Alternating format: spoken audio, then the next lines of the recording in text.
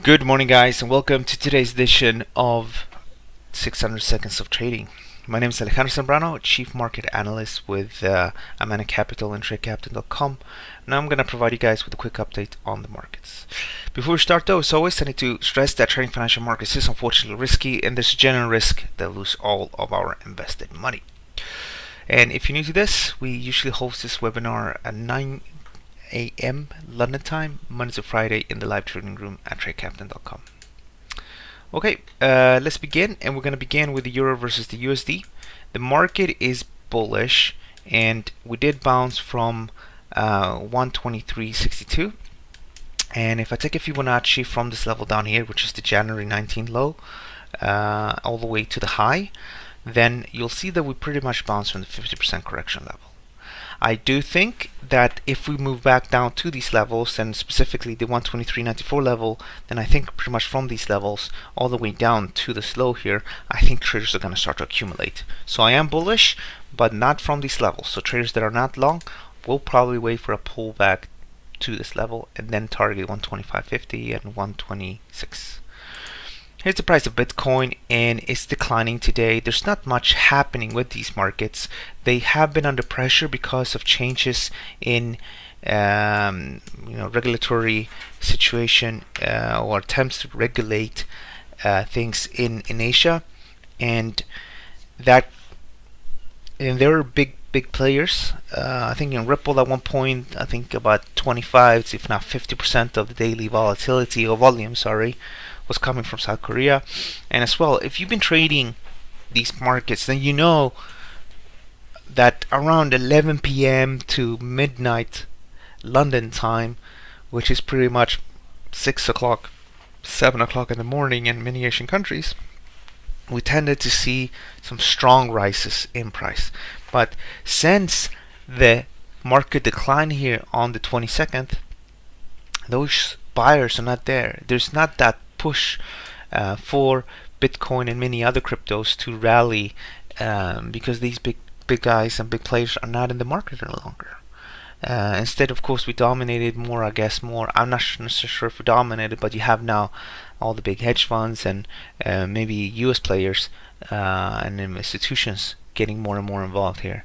And as we know from the institutional side, they're actually net short Bitcoin instead of net long.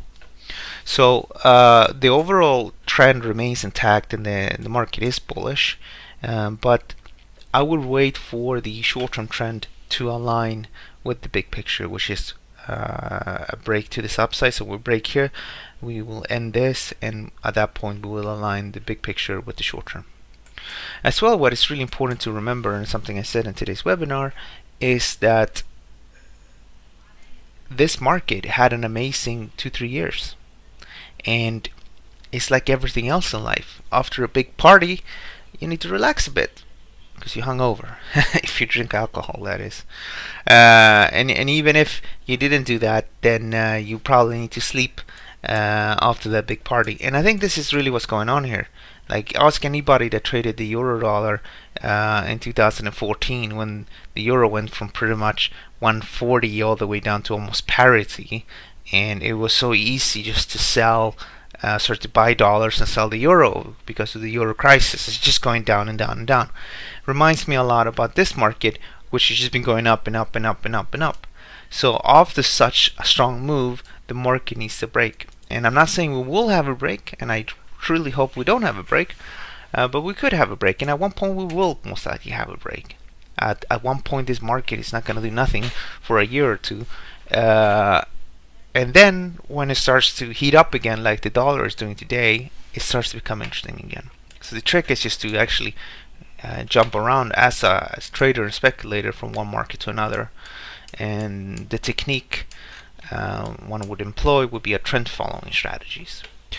Now here's crude oil, and crude oil is bullish, took out the high and then went all the way down to the low, and we said a few days ago that if we break here, this will be an opportunity to turn bullish, and then we're trading up here. I said if we go down here, traders are probably going to buy, and they did, and the market went to the upside.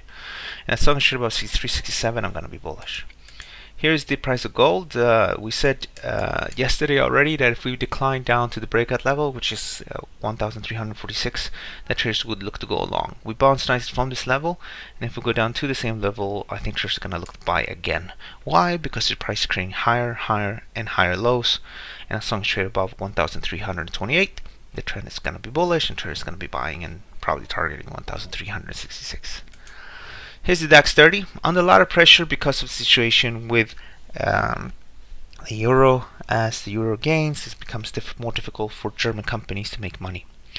I thought people were going to start to buy and potentially bottom out already from this high, which is 13,442 euros, and the market didn't. Instead, it stabilized a bit, and then because of the ECB rate meeting yesterday, sell off. Now I do think it's gonna bounce and move to the upside, but because of the clash here between the euro and the DAX, I think the DAX can continue to be a bit of a market that's trouble to trade, difficult to trade. So with that in mind, we're gonna wrap things up. I want to thank you so much for joining me, and don't forget to sign up to our education. We do have a webinar coming up next week about trading patterns. So if you're new to trading or just want to refresh some basic stuff like how to trade a breakout on a double bottom, head and shoulders, and a bunch of other patterns, then don't forget to click on education and webinars. It's free to sign up, and you will after signing up once, you'll be a member of the premium section of Trade Captain, and you will be able to watch other webinars, and we'll add some videos very soon as well. Alright guys, have a good weekend and happy trading. Thank you.